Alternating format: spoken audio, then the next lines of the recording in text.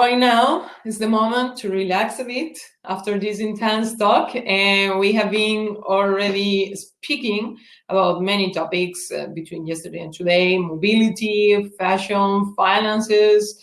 And well, we can also understand that sometimes it can be a bit overwhelming. We all have feel that way. I think it's something that is quite shared along our community, and many people maybe in the audience have seen or have felt a bit like that. So on many occasions, dealing with so much information, negative news, and even we can reach the point, no, in which we cannot take that much. So it can be stressful. I need to say that I have been in that point. And when dealing with climate change, sometimes it's a bit difficult and it's not so easy. So how we can call to this moment? So maybe some of you already have heard about this term. For some of you might be new, but eco-anxiety is something quite common, and it's something we have seen along the community, and it's something also I have seen when speaking with other people. So it's a shared feeling. Is that moment in which you feel that nothing you do is going to be enough to change the future. So, well, fortunately, it's not true. And well, this is also why we're here today, to show a bit of it. No, so we know that all together creating fantastic projects. We are seeing them here in our festival. We are generating change, and we are together at the end fighting for this greener future. So this is becoming true. This is becoming a reality step by step, bit a bit. And well, to be focused, we need to save our energies and focusing on our mission, right? And for that, it's important that we are able to fight and control this called eco-anxiety. So I think it's a good moment for us to ask our audience and maybe know if some of you have ever felt this way. Like, you can maybe jump into the chat and just tell me how you felt overwhelmed for all these bad news at some moment. No, how have you felt sometimes in the past? So we can read you if you have felt this way. Yes, no, how you feel it? Well, so to give you a bit of some tools, we would like to receive our next speaker to discover more about this topic with Gwyneth Jones, with her talk about self-care for activists. So now let's welcome Gwyneth. So I can see you are here already, and let's welcome you. Hi, can you see me and hear me? Yes, hello. Hi, I'm Gwyneth, and yeah, I work as a coach and a facilitator, and I focus mostly on climate change, and that is mainly in the area of how it affects us psychologically. And in 20 minutes or so, I'm going to try sharing with you a little bit about what we can do when we feel overwhelmed by everything.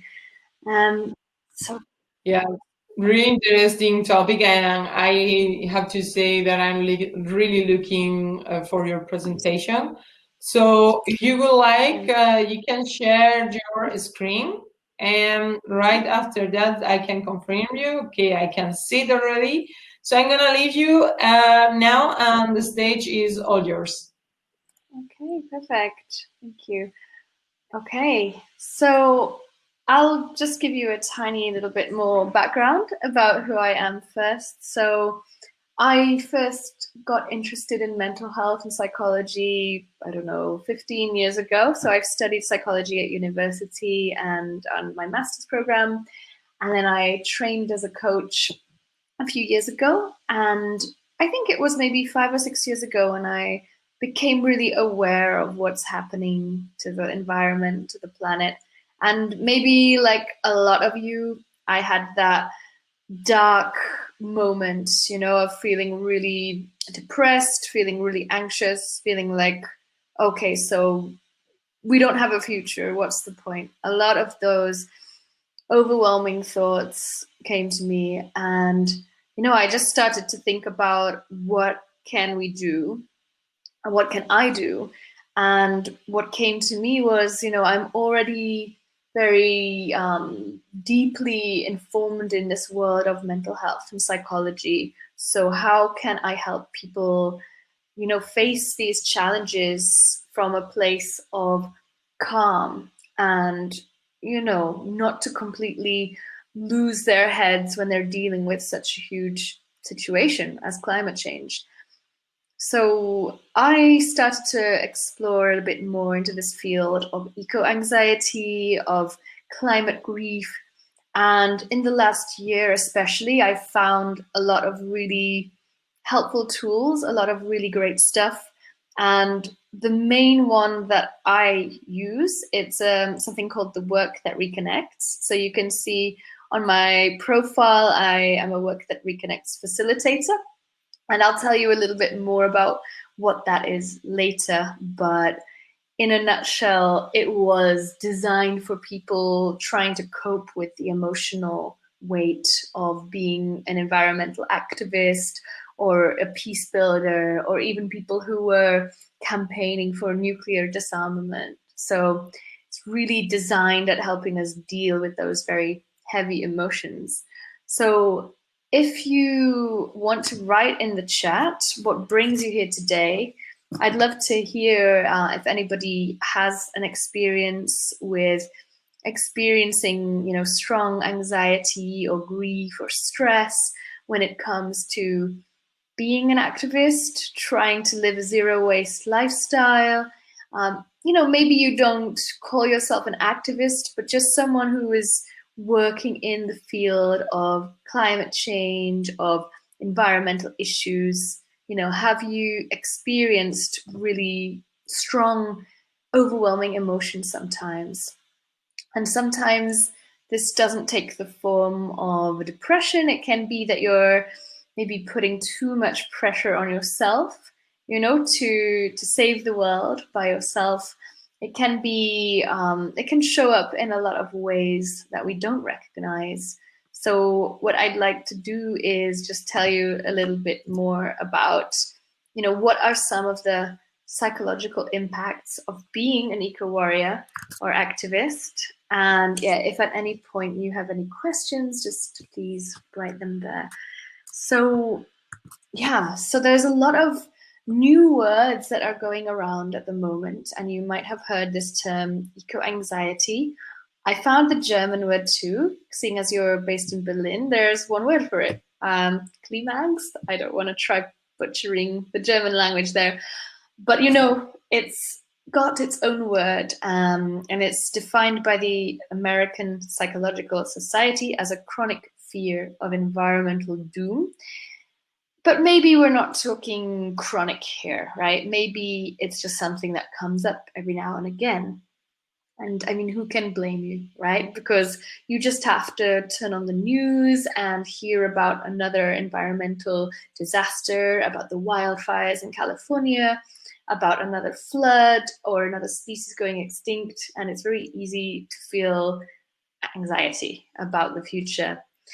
Now, there's another word, climate grief. So this you might also hear, or some combinations of these, eco grief, climate anxiety.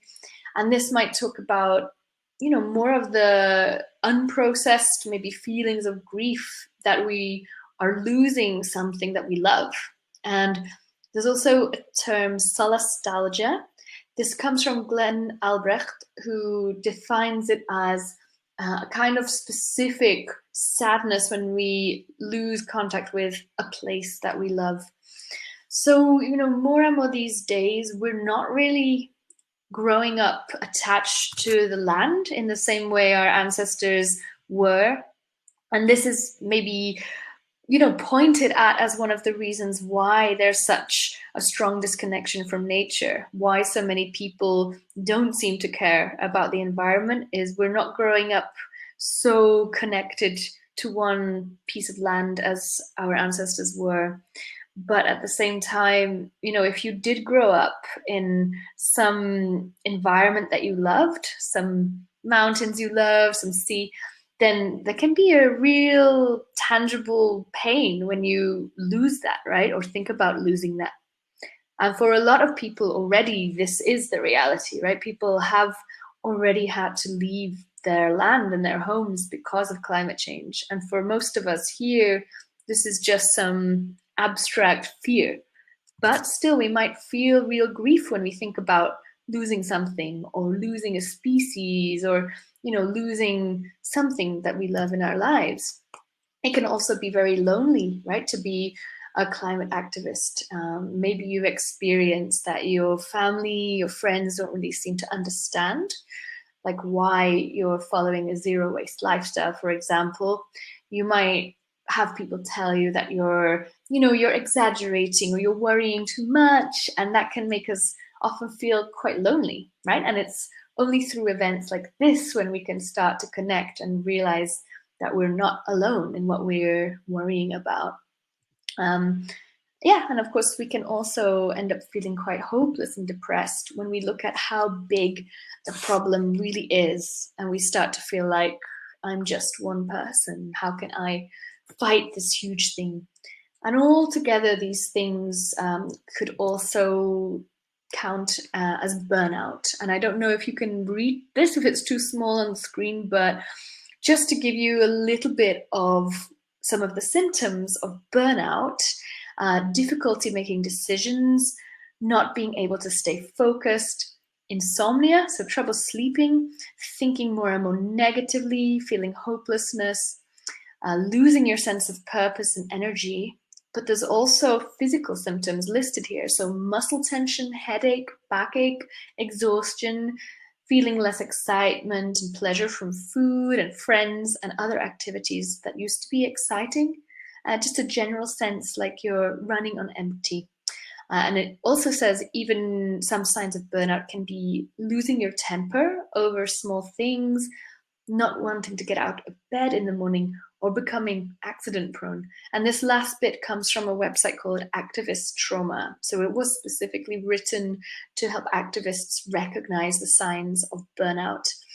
Now, a lot of these probably sound quite familiar to you at the moment, and that can also be, in the recent situation with COVID. I've also been reading how, not enough time outside, not enough physical touch, and too much screen, not enough exercise. A lot of these can also have these effects, right? And there's that constant stress, that constant uncertainty of dealing with the situation. So not knowing if we'll get sick, not knowing when things might go back to normal, if they will, the effect on our job, on our livelihood.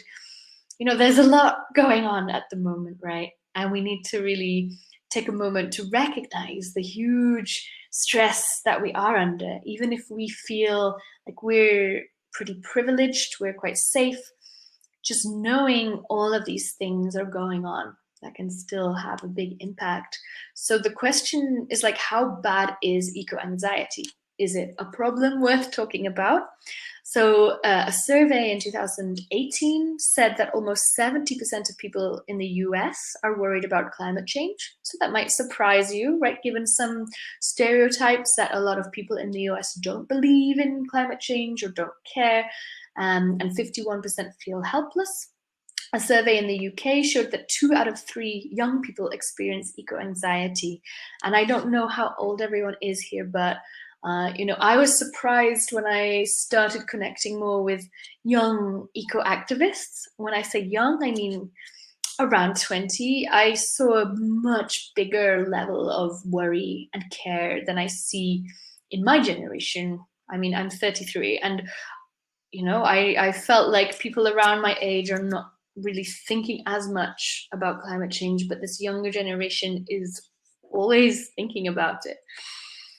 So in the world of activism, one of the main reasons that activists drop out and give up is because of burnout. So if anyone here is in Extinction Rebellion, you'll know that they were aware of this, so they created regenerative culture, so a branch of Extinction Rebellion which focuses on burnout and mental health. So it does many other things too, like nonviolent communication, physical well-being also of activists, but yeah, one of the main reasons they created that was to help people to deal with the exhaustion and the burnout that is really common in activists. A couple other things, yeah. So there was another study here by the Environment Agency. So people who experience extreme weather are 50% more likely to suffer from mental health problems, including stress and depression, for years afterwards. So, you know, for people who are now in California and they're actually, you know, evacuating their homes because of the wildfires, breathing in the smoke, not to mention like people in Bangladesh who are displaced by floods, you know, this is a long-lasting impact on people. So the mental health aspect of the environmental realm is so important, right? I can't stress it enough. But here's the thing. A study that looked at 50,000 people from 48 different countries showed that if you believe climate change is inevitable, it makes environmentally friendly behaviors less likely. So you can imagine this, right? That if someone thinks, oh, well, climate change is happening, there's nothing we can do, then why recycle? Why live a zero waste lifestyle? So this is another important piece for us to recognize, right? Is that if people lose their hope, they're not going to try. And so we have even less chance then of, you know, I don't want to say saving the world, but we have even less chance of coming out of this in the best possible way if people are just giving up. So very important. And there's an open letter from more than 1,000 clinical psychologists that have said, you know, they predict that the climate crisis is going to have a huge impact on people's well-being. And they predict acute trauma on a global scale in response to extreme weather events, forced migration, and conflict. So, you know, this is a huge thing. And for most of us, maybe, you know, we're not facing climate migration or anything right now, but maybe what we are facing is, you know, being hard on ourselves because we're not we're not doing enough for the planet. Maybe we feel guilty. You know, I know a lot of people, and I have had this experience too, that if we slip up one time, we don't manage to recycle something, we buy something that wasn't biodegradable, then we're really, really hard on ourselves, right? We start to feel really guilty and say horrible things to ourselves. And yeah, ultimately, that's not really going to help. And let's see why.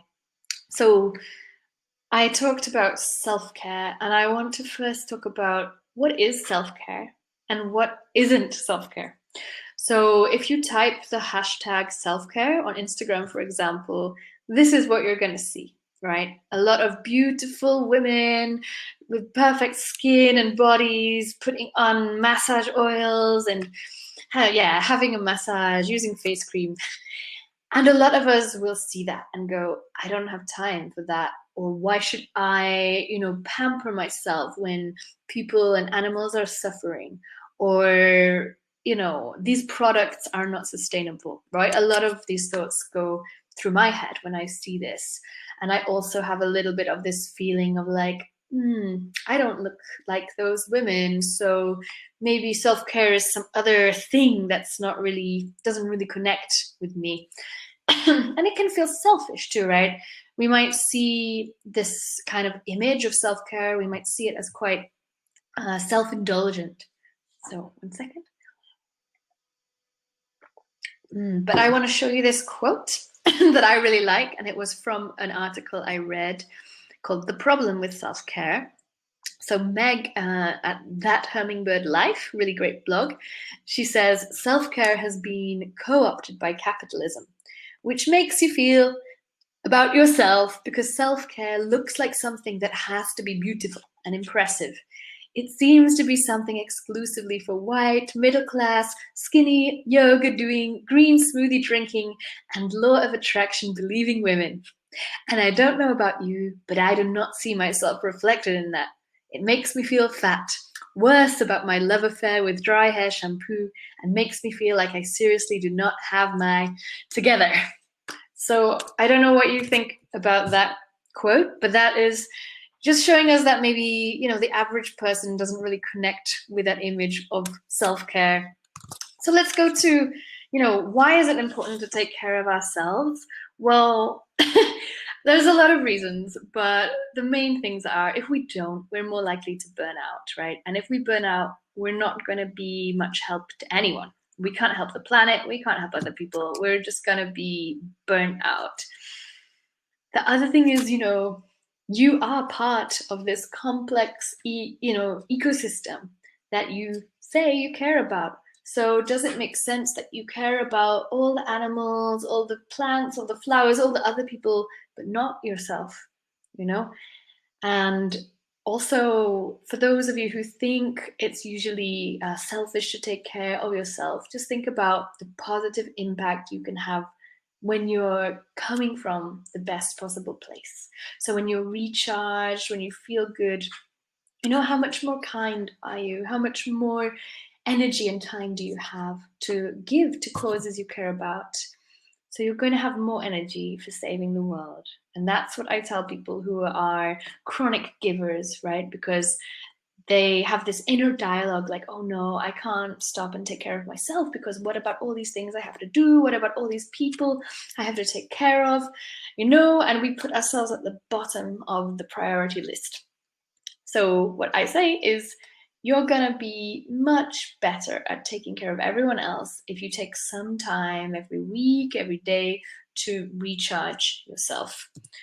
So yeah, this is not about stopping ourselves from caring about the environment, right? This is not about saying that, you should prioritize yourself above the world. I'm actually saying the opposite thing. It's like, if you want to help the environment to the maximum potential you have, then you need to start with yourself, or you're just going to be running on an empty engine.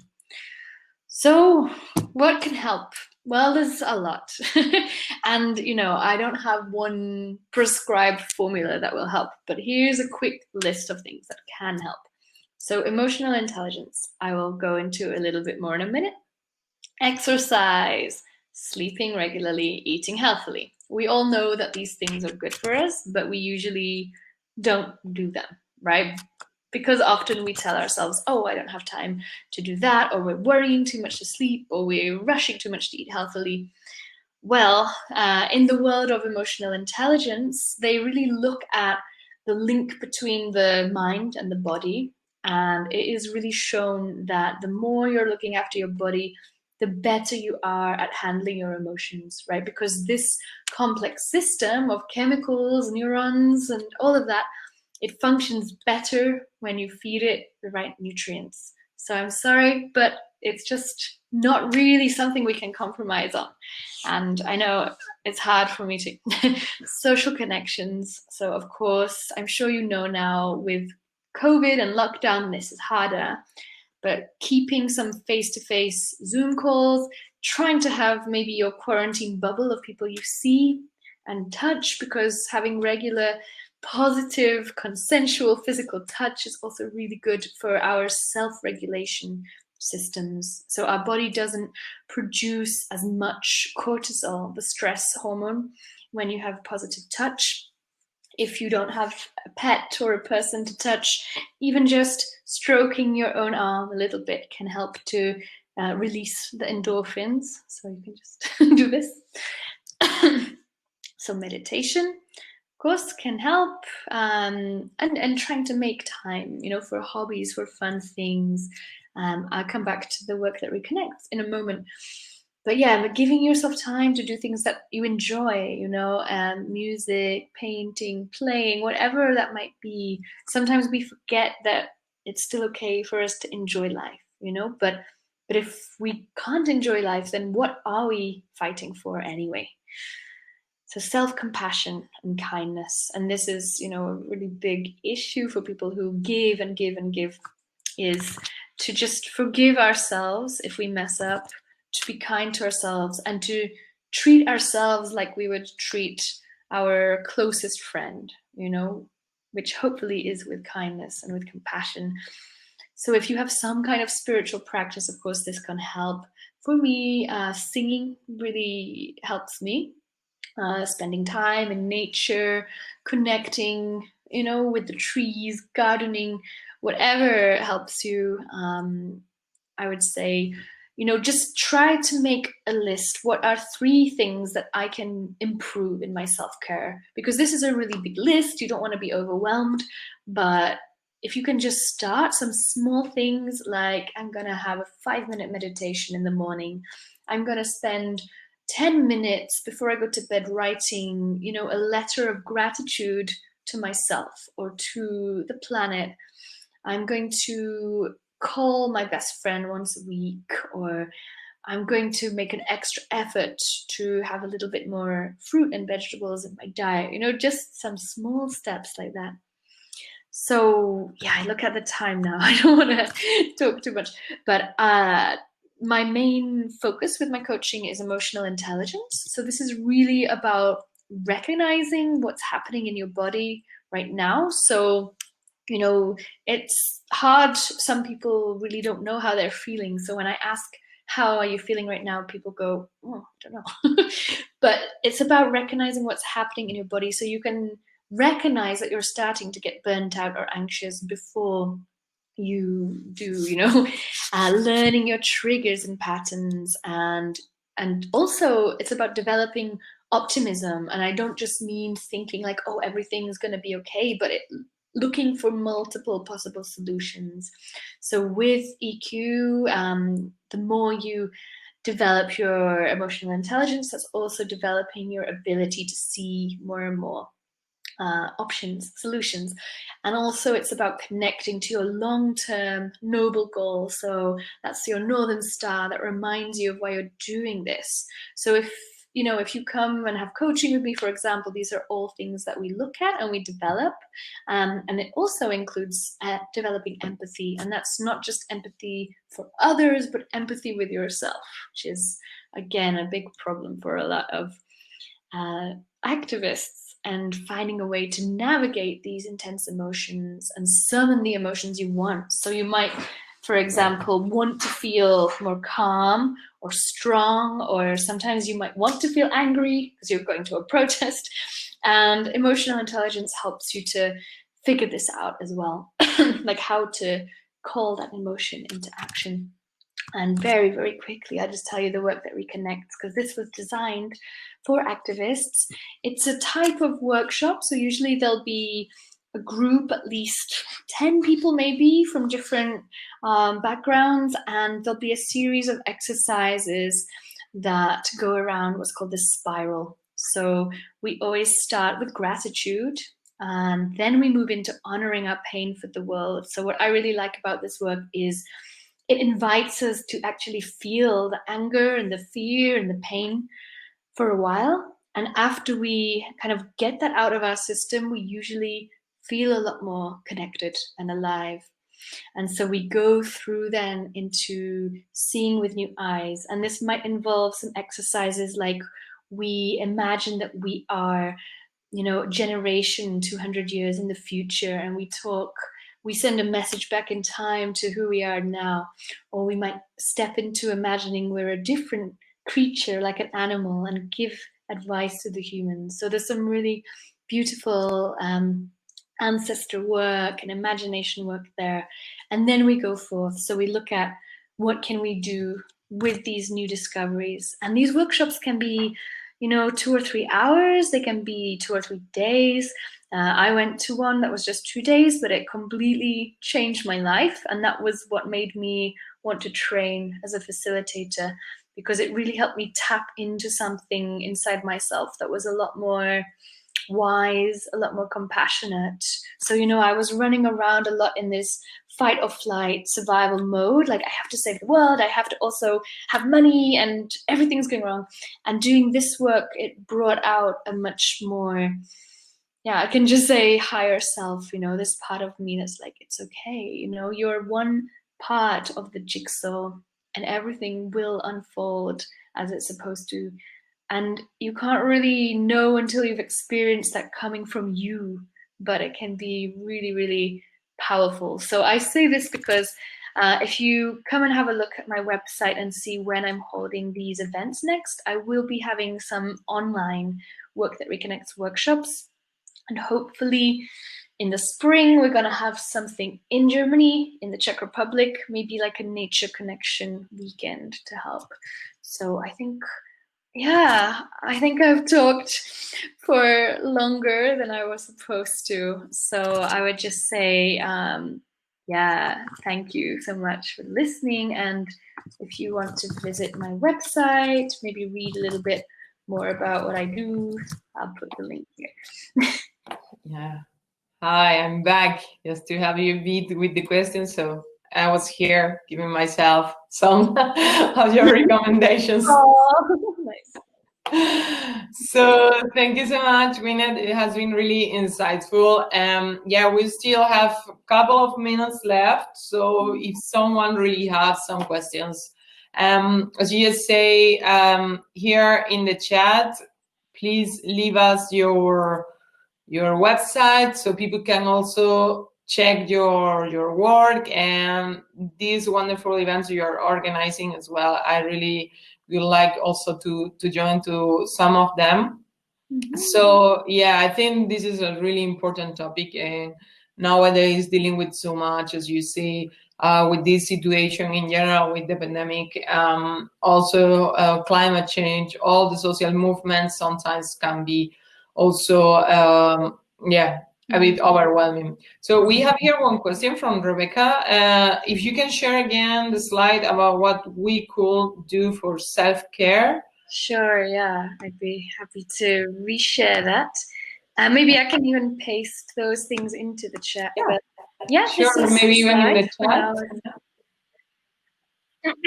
Yeah, let's I'll paste it there in a second. I think I can't do both at the same time, yeah. but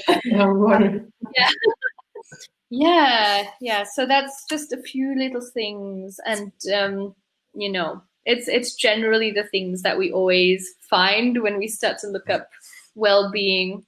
Maybe it's always yoga, meditation, go outside, but it really it really helps. Yeah. And I think, you know, what's more important than all those things is intentionality. So like deciding that we're going to give ourselves some time for ourselves, right? Because if you do yoga and you're just thinking like, okay, after this, I have to do this, and it's not really gonna help as much. Yeah, absolutely. And now also like many people are working from home, maybe we don't dedicate so much time with ourselves because the line between work and personal life is so close that sometimes, you know, you can naturally keep working a bit more, or because you have that space inside your home, you don't go out that much.